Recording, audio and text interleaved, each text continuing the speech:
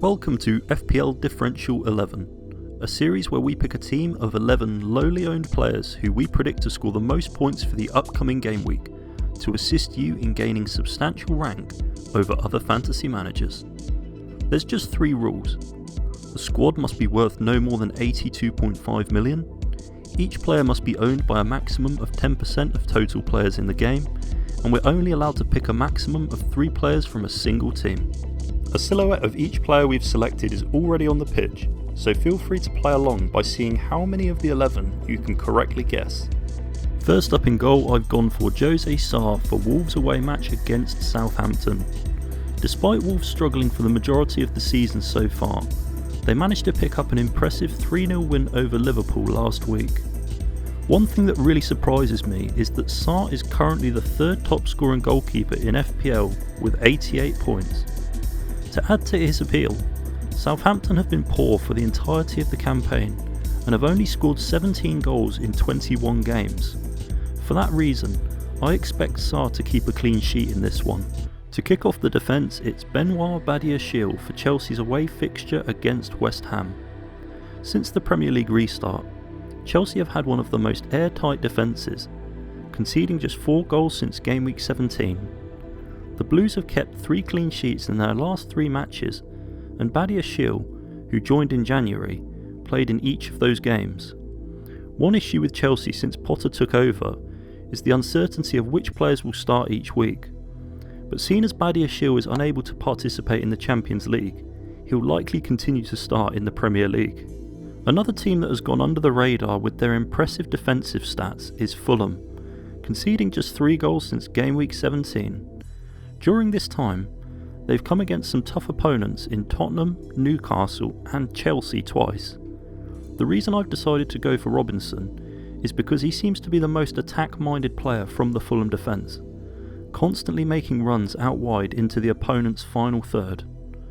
Fulham's opponent this week, Nottingham Forest, have one of the poorest away records in the Premier League so far this season. The first double game week player in the Differential 11 this week is Zinchenko for Arsenal's games at home to Brentford and Man City. Arsenal performed poorly last week against Everton with that 1-0 defeat, and they'll have to bounce back to their very best to retain top spot in the table this game week. Although they have 2 very tough opponents this week, both on good form, you wouldn't put it past Arsenal to pick up a couple of wins here. Zinchenko is currently the only starting defender from the Gunners under 10% owned in FPL. The final player in the 4-man defence this week is Manuel Akanji for Man City's double game week against Aston Villa and Arsenal. I wanted to select a Man City defender this week, but it is difficult to know which player is likely to start both games. I've gone for Akanji because he's started every match apart from one since Game Week 8, and I think Pep likes the fact that he can be flexible across the back line. Although City haven't managed to keep many clean sheets since the Premier League returned, I think they'll be boosted by the fact Arsenal dropped points last week. To begin with in midfield this week, it's James Maddison for Leicester's home match against Tottenham. Compared to their usual standards, Leicester have been poor so far this season. However, Maddison has continued to impress, with 8 goals and 4 assists, which is exceptional considering he's missed a number of games through injury. Last week, Maddison made it onto the score sheet on his first start since Game Week 15, and I fancy him to do well this week against an inconsistent Spurs defence. Joining Maddison this week is a bit of an out there pick, and it's Alan St-Maximin for Newcastle's away trip to Bournemouth. St-Maximin has fallen out of favour with Eddie Howe and the way he wants Newcastle playing with a high press, and as a result, St-Maximin has barely featured this season. However, last week he got his first start since Game Week 4 because Bruno Guimaraes was serving the first of a 3-match suspension. He's one of those flair players who's exciting to watch and always has the chance of returning in any given game. Finally in midfield, I've gone for Riyad Mahrez against Aston Villa and Arsenal. Whilst Mahrez returned a disappointing 1 point against Spurs last week, he did hit the crossbar. To add to that, he's been scoring consistent FPL points since Game Week 17. I'm not sure if it's got anything to do with his form, or the fact that Foden's fitness hasn't been up to match standards, but for now at least, It seems like Mahrez is one of the most likely to start in City's right wing position. With 2 fixtures and plenty of set pieces, I think Mahrez could score big this game week. The first player to make the front 3 this week is Kai Havertz for Chelsea's match against West Ham. Although Chelsea have been defensively solid since the restart, they've struggled in the goal scoring department. The reason I'm going with Havertz is because he seems like Chelsea's main route to goals.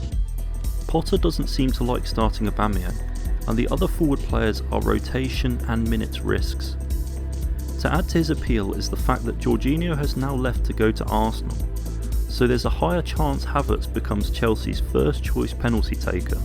Next up, I've gone for an obvious choice in Eddie Nketiah for his double game week versus Brentford and Man City. Although Arsenal were underwhelming last week against Everton, with not a single player returning, they have been fantastic so far this season, and Nketiah has filled in well for the injured Jesus. Arsenal will need to step up this week to ensure they retain top spot in the league, so I hope they're more clinical when it comes to goal scoring positions. Nketiah currently has one of the highest XGs since the Premier League resumed in December. To finish off the differential 11, I've gone for Dominic Calvert-Lewin for Everton's away match against Liverpool. Although Everton have been poor so far this season, and Calvert-Lewin has been sidelined for a decent portion of the campaign, I honestly believe the Toffees will get something from this Merseyside derby. Sean Dyche shocked everyone with a win against Arsenal last week, and although it could just be a new manager bounce, I think they'll likely continue with that momentum and turn it into a good performance against an underwhelming Liverpool side. Just a quick reminder to let you know that this could be your channel appearing on the series. If you want to be in with a chance of winning a shout out on the channel, correctly predict the points total of this week's differential 11. Info will be down below in the pinned comment. Thanks for joining us on this week's video. Make sure to subscribe and ring the bell to avoid missing the next one, and I wish you all massive green arrows for the upcoming game week.